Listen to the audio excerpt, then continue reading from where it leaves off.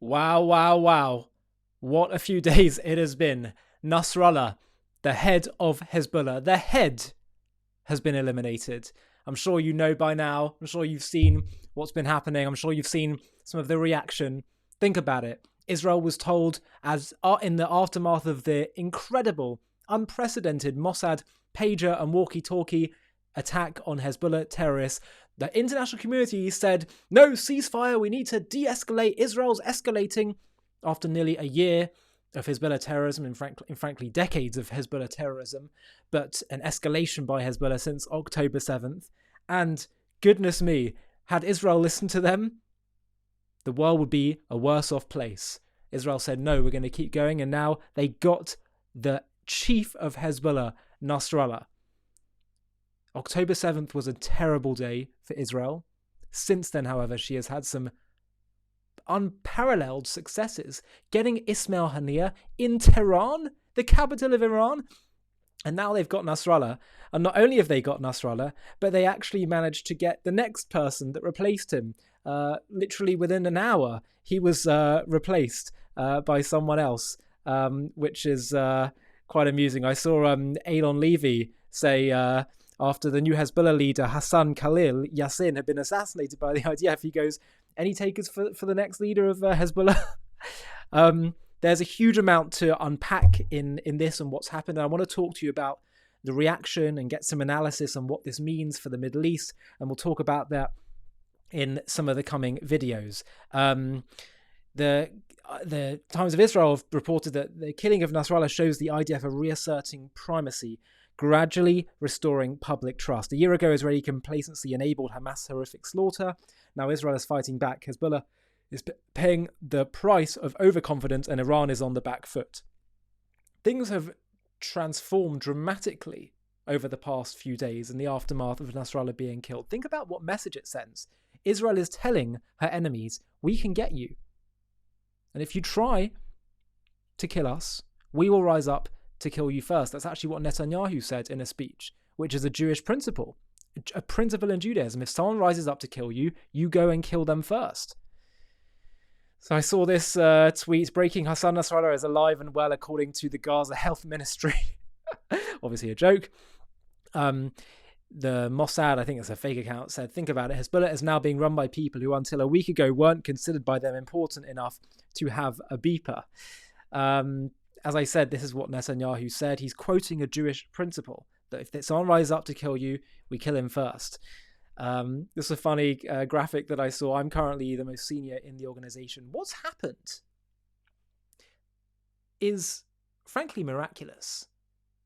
All the experts were saying that it's going to be a disaster, Hezbollah, and going to war with them. This is Jonathan Shanzer, a geopolitical analyst, who said, I've picked up a few nuggets over the last few hours. One, Hezbollah still has capabilities that Israel knows about and could pose a threat, but a big chunk of Hezbollah's arsenal has been destroyed. The short-range stuff is not worth the munitions wasted. The capabilities we're watching right now took years of planning. The same kind of planning did not go into Gaza. That was clearly a mistake, but what's happening now in Lebanon is Israeli military excellence on full display. More where that came from. We were told that in order to get rid of Hezbollah, there's going to be an all-out war. It's going to be terrible. And Israel absolutely cannot be complacent. And there's more to do. But she's taken out so many senior leaders in Hezbollah, so many operatives through that pagers and walkie-talkie attack. And now they're going hard right now, as we speak, targeting munitions bases. We were told there's 100,000 rockets that Hezbollah have ready to lob at Israel. And Israel's looks like they're taking out a big chunk of them, and hopefully will continue to do more. As I say, we can't be complacent. But we saw how they've been so targeted in avoiding a war of mass civilian casualties. Meanwhile, they're targeting these residential areas, holding bombs on them, and we see from the secondary and tertiary explosions that it's proof that there clearly was rockets inside of them. It's a miracle. It's frankly, this whole thing is miraculous. Now, yes, of course, we have to take our hat off to the IDF and the Mossad and Shin Bet and all that for their prowess. But what we are witnessing right now is a miracle when you consider Israel's situation, the threats that she faces and is surrounded by. October 7th, she was caught off guard, but by the grace of God, she has shown incredible escalation dominance in the past few weeks and months. Look at this. Hezbollah reported that Israel took over the communication system at a Beirut international airport. I think this was yesterday. As a carrier plane approached from Tehran with weapons meant for Hezbollah, they threatened that they would not allow the plane to land there and ordered it to turn back. Just unbelievable. This was the reaction of a Lebanese journalist who celebrated October 7th when she hears about Nasrallah. Do now have official confirmation from the Hezbollah group of the death of Hassan Nasrallah. What's your response, please? I'm so sorry. Let's end the interview there. We were talking. Yeah.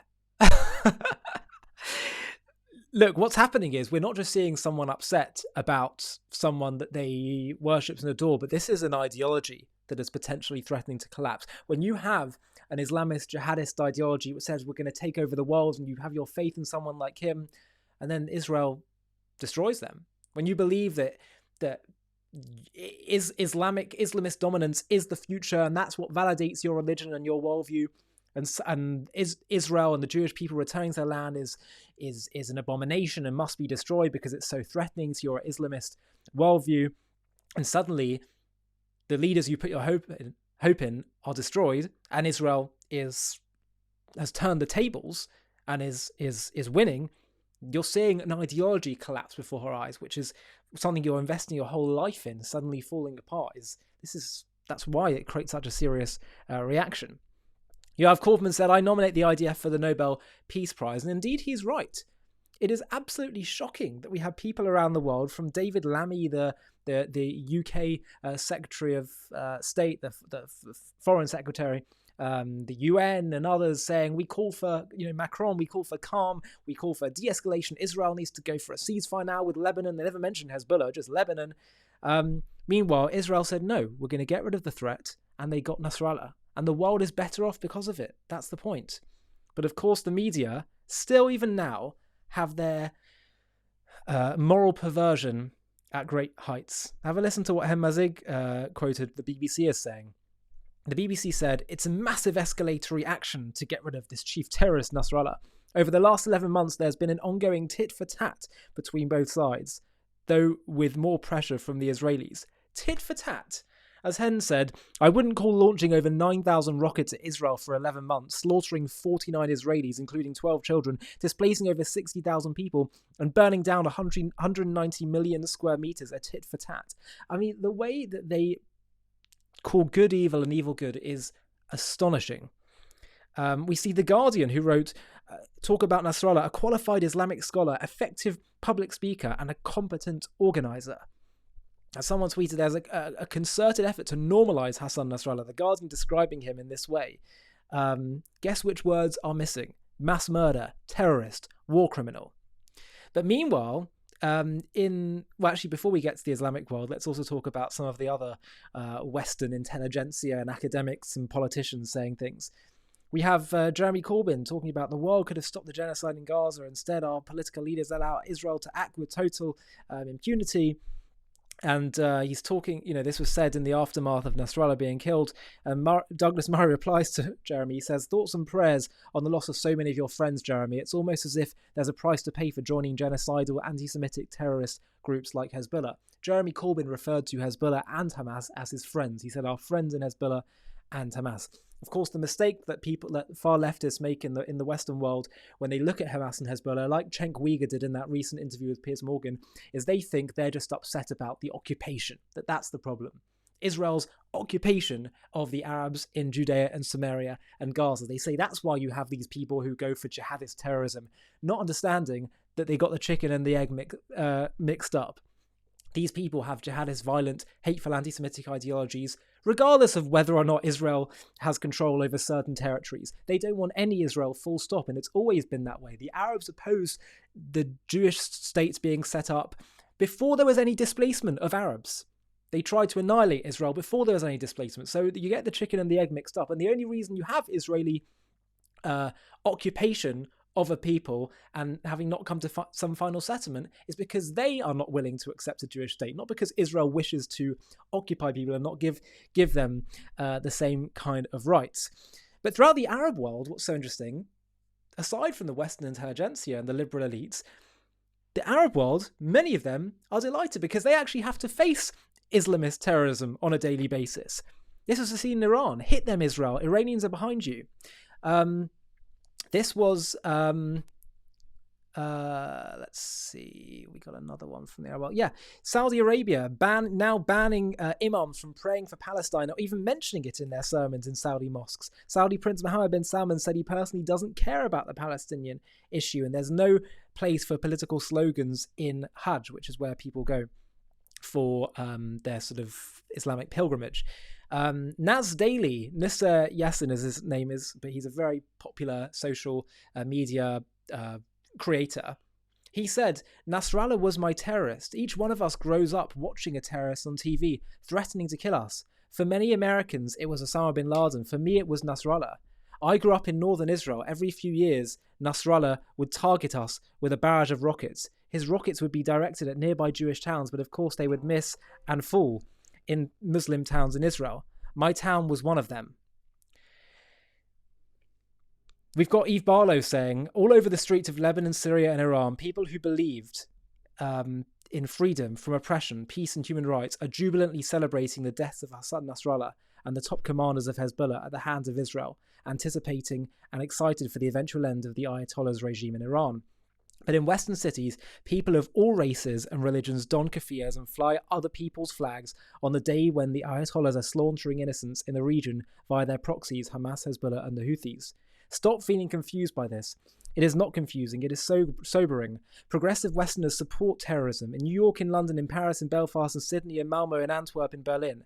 They are not in the streets partying when Israel is bringing down the acts of evil in the Middle East. They are digging in their heels and insisting that they fight for good and that Israel is evil. It is as mindless and bloodthirsty of them as the actions of Hamas on October 7th, but that's anti-Semitism for you. It's one hell of a drug. Now, I want to show you this is a video celebrating Netanyahu in the Middle East to further this point. People that actually live in the Arab world, people that experience the terrorism, not saying all, there's of course much hostility as well towards Israel and anti-Semitism in the Arab world. But they're starting to wake up. This video has gone viral on Arab social media. Half the Arab world, according to this tweeter, celebrated Israel's dominance over Hezbollah and Netanyahu. And called Netanyahu a hero. Have a look. يا عزة ومعال ورفعة وكرام حي الله الرجولة وشيخ انعام يا عزة ومعال ورفعة وكرام حي الله الرجولة وشيخ انعام والمنك يغارون لاسمك فدوى يرحون والمنك يغارون لاسمك فدوى يرحون. So have a look. So the translation of this is, with honor and respect, elevation and honor, welcome to manhood, what a year. My dear and excellency, elevation and honor, welcome to manhood, what a year. They are jealous of you. I would sacrifice my life for your name. They are jealous of you. They sacrifice their lives for your name. Now, this is remarkable because Netanyahu, one would have thought in the Arab world, is seen as someone that's evil and terrible. And it looks like, well, actually what happens is, in the Arab world, what they respect are two things. People that show strength, that's what they respect. And secondly, they respect people that invoke the name of God. And we'll talk about that separately in a moment. But this is massive. It's a complete game changer, really. This is anti-Islamist Syrians celebrating the end of Hezbollah HQ. Have a look. من حق هدول الناس انهم يفرحوا، من حق هدول الناس انه يعبروا عن شعورهم بالفرحه بعد الانباء المتوارده عن مقتل زعيم حزب الله اللبناني المجرم حسن نصر الله. هدول الناس هن اللي هجرهم. It's just amazing that people actually who live far away are the ones that are the most hostile to Israel.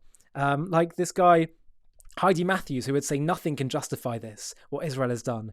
And Isaac de Castro replies, I can think of a few things, listing all the terrorism that Hezbollah have done on Americans, Israeli civilians. The Druze village attack, killing those children in northern Israel just recently. Much can justify this. It's astonishing, really. It's astonishing that we have people that can be so blindsided. I mean, look, we had the Secretary General of the UN saying, "I'm gravely concerned by the dramatic escalation of events in Beirut. The cycle of violence must stop. All sides must step back from the brink. The people of Israel, the people of Lebanon, as well as the wider region, cannot afford an all-out war." Visegrad responded, "What exactly are you concerned about, Antonio? Why does the killing of the leadership of Hezbollah, a designated terrorist organization, make you so gravely concerned?" I saw another tweet. I don't know if I can find it, but there was another tweet of someone saying, when they showed the bomb that bombed the bunker where Nasrallah was, they were saying it is completely unacceptable and that nothing can justify this, because they were saying that it's an attack on civilians, on a civilian area. Well, guess what? It was where Nasrallah was hiding. So we see this time and time again, people denying that Israel is actually trying to go after terrorists, and they say they're trying to go after civilians. Meanwhile, what's actually happening? They are going after chief terrorists. They are targeted, and they are brilliant in what they do. And I saw this, someone else tweeted this, Imtiaz Mahmoud, "Only Israel can be attacked on 7 fronts and still be perceived as the aggressor." It's shocking. You've got Yemen, Iran, Iraqi groups, Syrian groups, Hamas, Hezbollah. But this has been a massive game changer, what's happened in the past few weeks, particularly in the last few days. It has been unbelievable. I can't really think of such a historic moment in my lifetime in terms of what Israel has achieved. There's a few things that we need to say about this as well. The first thing is that we need to have a gratitude here for the IDF, the Shin Bet, the military, the Air Force, and also gratitude to God, to the God of Israel. Because just as in the Purim story, we would see all these amazing successes of the Jewish people where they managed to lobby the king to stop the evil Persian dictator Haman trying to wipe out the Jews. Sound familiar? And it seems like you could just put it all down to coincidence or just clever lobbying tactics. But of course, what the story of Purim is trying to sensitize us to is to realizing the hand of God behind all of this. We need to have humility.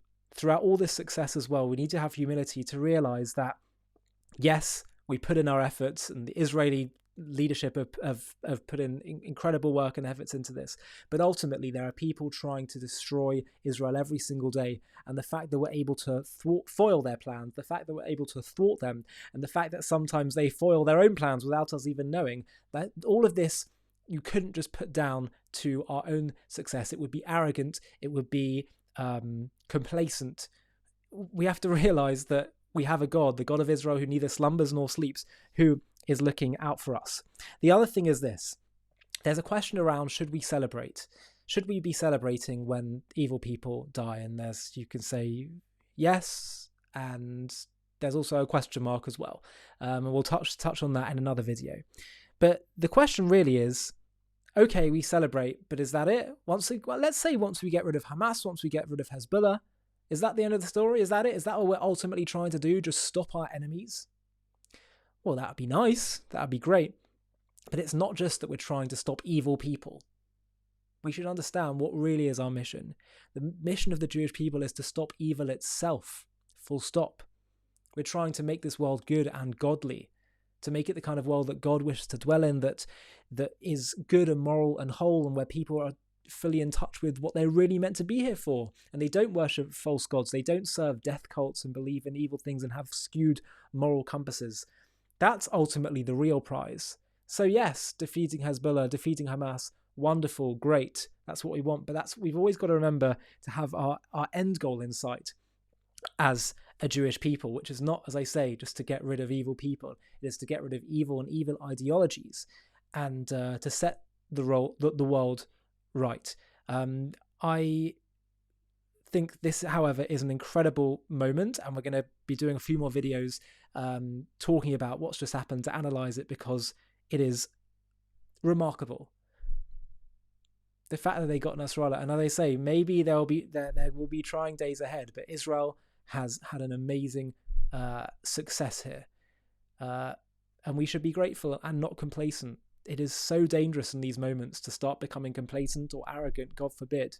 We should be turning upwards and saying, Hodu ladonai ki tov ki le'olam chesdo. Thank you, God, for looking out for us and for helping us.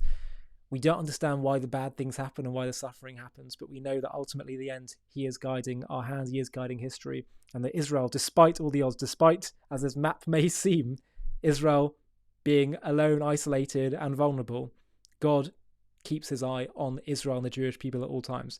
Now, if you've made it to the end of this video, I don't know if you've noticed, but over the past few videos, I've been saying that I really want to scale JTV. I want to grow JTV's impact and reach to a far higher degree, to a far higher level. And in order to do that, I want to start getting more presenters. I want to start having more documentaries and animated content and vox pops and supplementary content.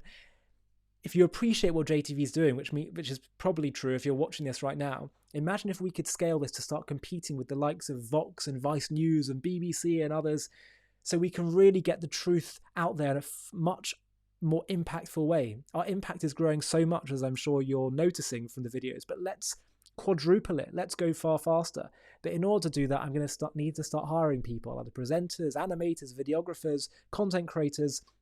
And so what I want to do is have one big fundraising day where, if you like JTV content, you would potentially take responsibility for creating your own mini page within this fundraiser and reaching out to your network and friends and seeing if they can contribute a bit to growing this and to partnering with us in spreading the message and spreading the truth. If you're up for doing that, if you'd be involved in having a conversation with me about this, click on the Google form in the video description of this video. Just put in a few basic contact details and I'll reach out to you soon to talk about how we're going to do that. It'll be a minimal commitment. It'll just be one day where you just try to reach out to your network and see if people can contribute. But I think we've already had quite a few people saying they want to get involved and help. And I actually think that through the power of many people together, when we're all joined up, I think we can do amazing things, and we can all partner together in transforming the world's values and their understanding of truth and falsehood, of evil and good. I'm Ollie Annisfeld. It's a good day for the Jewish people and for Israel and for the world. And you're watching JTV. Hi, thank you so much for watching. To watch another one, click here. To stay up to date with all our content, click here to subscribe. And if you're able to, you can help support JTV to grow and grow by clicking join below this video, where you can become a member and get perks including early access to videos and private live discussions with me. But most of all, you'll be partnering with us on our mission to change the world.